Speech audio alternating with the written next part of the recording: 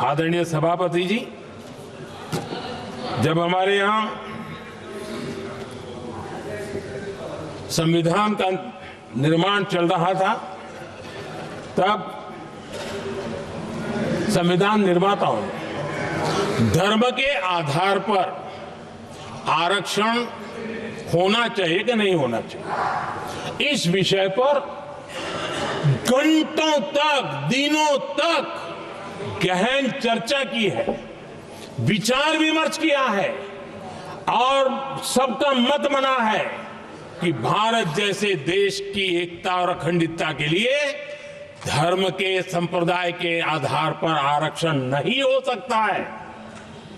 सुविचारित मत था, ऐसा नहीं कि भूल गए थे, रह गया था। सोच विचार कर तय किया गया था कि भारत की एकता और अखंडता के लिए संप्रदाय और धर्म के आधार पर यह नहीं होगा। लेकिन कांग्रेस ने सत्ता सुख के लिए, सत्ता भूख के लिए, अपनी वोट बैंक को खुश करने के लिए धर्म के आधार पर आरक्षण का नया खेल खेला है, जो संविधान की भावना के खिलाफ है।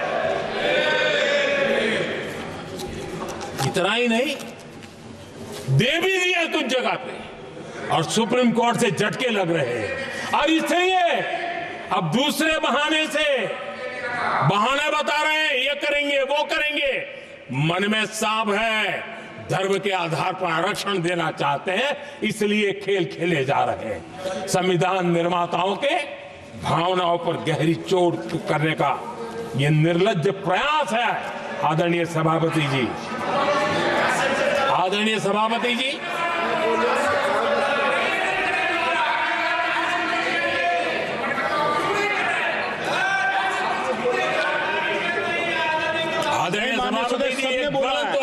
ये तरीका ठीक नहीं। आपके नेता ने बोला, आपने बोला दोबारा बात मत करो। इसकी भी मैं चर्चा करना चाहता हूं, और वो ज्वलंत विषय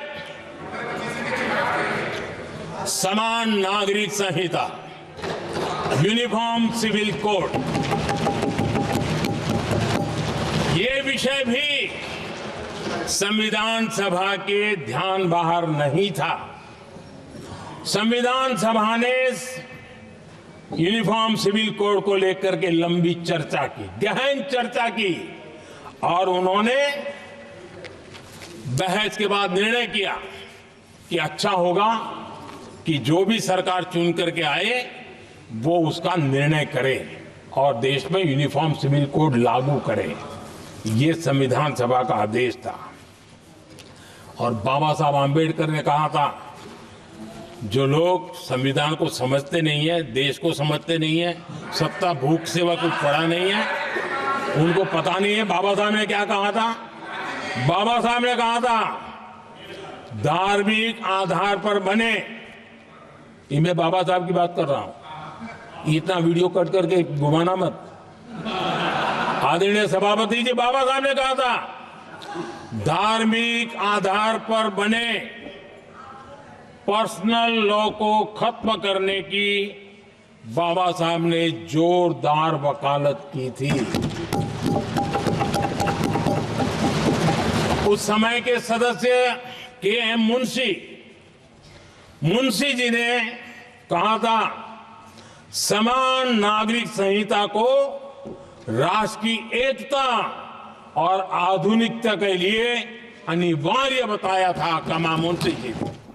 न्यूज नेशन अब व्हाट्सएप पर खबरों की ताजा अपडेट के लिए न्यूज नेशन के इस QR कोड को स्कैन करें।